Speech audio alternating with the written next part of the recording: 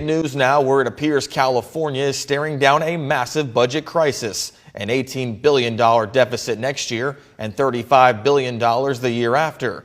Governor Gavin Newsom says he has a plan to stabilize the state's finances, but not everyone agrees on the right path. One advocacy group claims the solution is simple: close California's prisons. Kim Stevens explains the debate.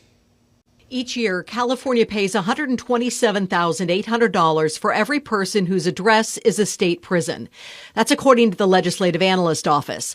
Multiply that by all incarcerated in our state. The most recent figure from the Public Policy Institute is 94,000 people in 2023. Pull out the calculator. The number is not only dizzying about how much of the state budget goes toward corrections, it's also no longer making sense to Governor Newsom, who's been talking about a transformation. While at San Quentin Rehabilitation Center back in March, he said the state has failed for far too long.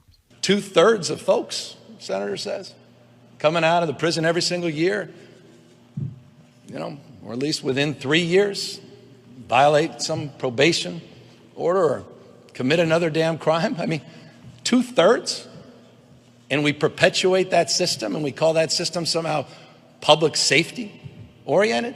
Where's the public safety in that? Rehabilitation has long been brought up as an answer to that. Help the incarcerated through rehabilitation, education, and training, and help the state budget, as Ipiani Lockhart suggests. He's a faith organizer with the Interfaith Movement for Human Integrity. The cost that it costs to incarcerate a healthy individual is well over $130,000 per year. In comparison, to house a family of four, it will cost less than $40,000 per year, right? So why is it that we continue to invest in systems that are not enriching our community, but more so harming our community? But crime is hurting our communities, so voters said in overwhelmingly passing Proposition 36 last year, holding people accountable for their crimes. We should be spending money on safety, on affordability, and on reducing the cost of living by getting government out of the way, not by shutting down essential services. The governor and his large team on this prison closure plan call rehabilitation services essential, not incarceration.